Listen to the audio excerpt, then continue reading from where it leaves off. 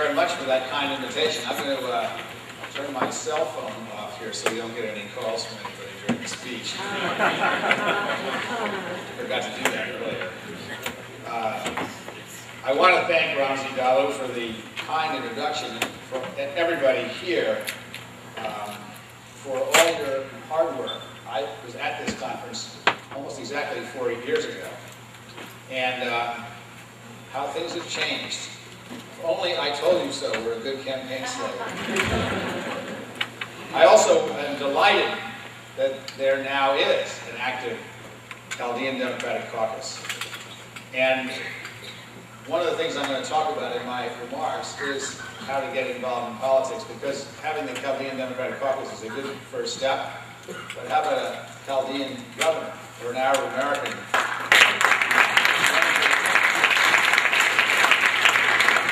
I also want to thank Jim Zogby. I think this is something like his 30th conference. He is an extraordinary human being, and one that's a lot of fun. We had a little discussion earlier today, and he brought up some poets from the 1950s that I hadn't heard anybody mention since the 1950s. So his is an extraordinary Renaissance person and a great delight. And Jim, we thank you for all your extraordinary hard work. Just to go over, which I don't need to do in this audience, but I'm going to because there's press here and so forth, how extraordinary the Arab American community has been in this country.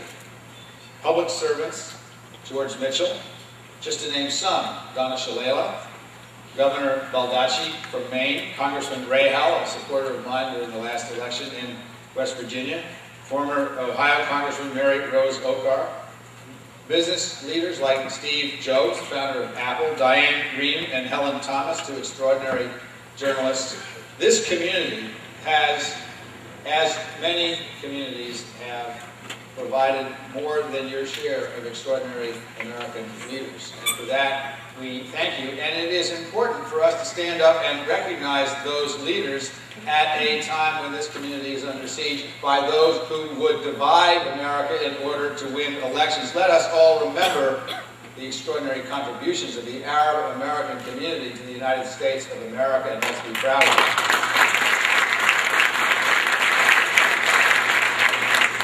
What Arab Americans have brought to America are values that help us define America. A devotion to family, a commitment to hard work, a respect for education, a deep and enduring patriotism that recognizes that dissent, dialogue, and consensus building are fundamental to a strong democracy.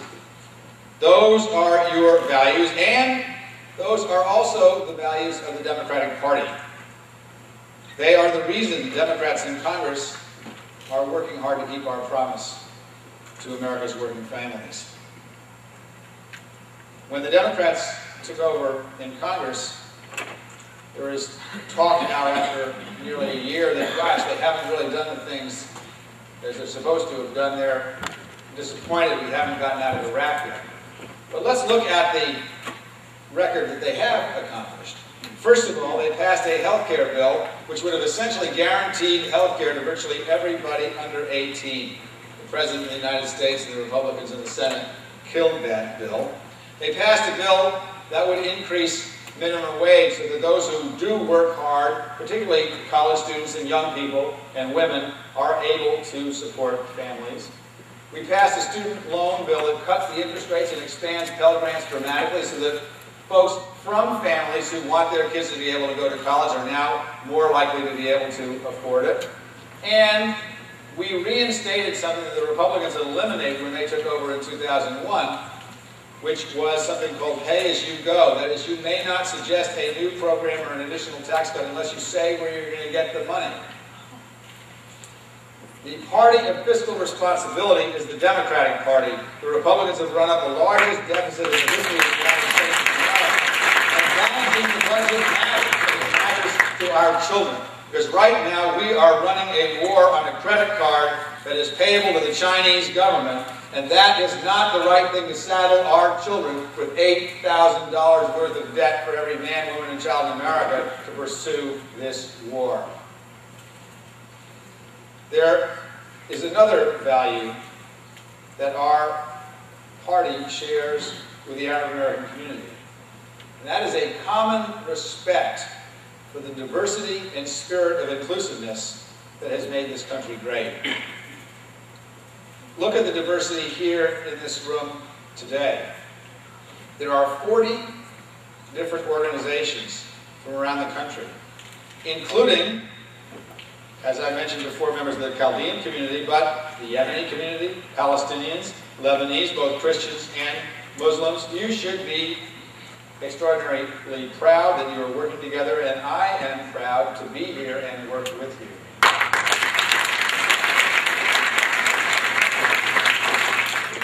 One of the greatest failures of our Republican leadership in Washington is that they have sacrificed that spirit of togetherness in favor of a partisan agenda. This has been one of the most divisive administrations in the history of America. And Arab Americans and America's Muslims in particular have felt that as strongly as any other group in America. That is why what you're doing here today is so important. I understand that Yalla means come on in Arabic. The Yalla vote campaign, you and the Arab American Institute are not just standing up for your community, but you're helping rebuild the spirit of America, that we are all in this together. Now, as part of this campaign, you're going to be going to voter engagement schools to learn the skills of grassroots organizing. And I know how hard you are working to empower Arab Americans through this grassroots effort. But I want to talk to you for a moment about the next step. If you don't do the grassroots politics, you can't win. The truth is that American political culture has been subverted by 50 years of thinking that you can go on television and win any election that you want to that way. It doesn't work that way.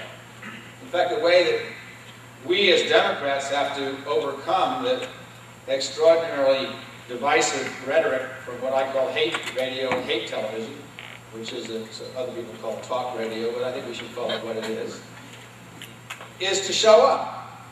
You know, we were only in half the states of the country when I became chairman. Gradually, we had given up on traditional politics. We were only showing up in half the states, which meant the other half of the states, the Democratic message was delivered by Bill O'Reilly and Rush Limbaugh. If you want to overcome that, you have to personally knock on somebody's door.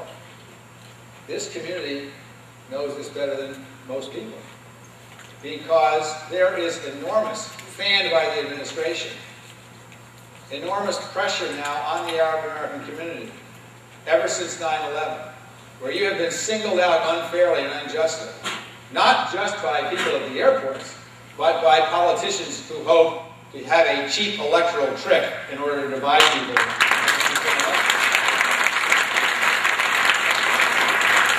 But the way that you can overcome that is the same way that Democrats overcome this in the 25 states that we didn't show up in. You knock on the door and you say who you are.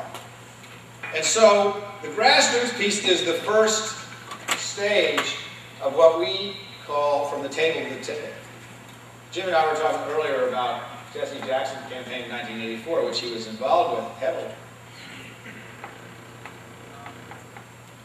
That, in the civil rights era, it was about a place at the table. And that's the first step that every community has to undertake in becoming part of the American political system. A place at the table, so that everybody gets their opinion, everybody has some say in the decision. But this is 40 years later, and we have to start talking now about a place on the ticket. If you, the Democratic Party is a party that is essentially made up of minorities.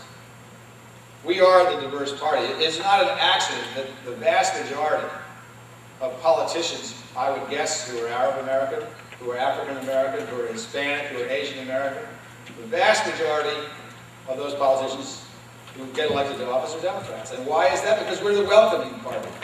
You can go back 100 years or 200 years when people first began to immigrate into this country. We're always the ones that want to meet people and bring them in and say, here's how you do this, and here's what we can do together. We want you to be Democrats, and we're still that way.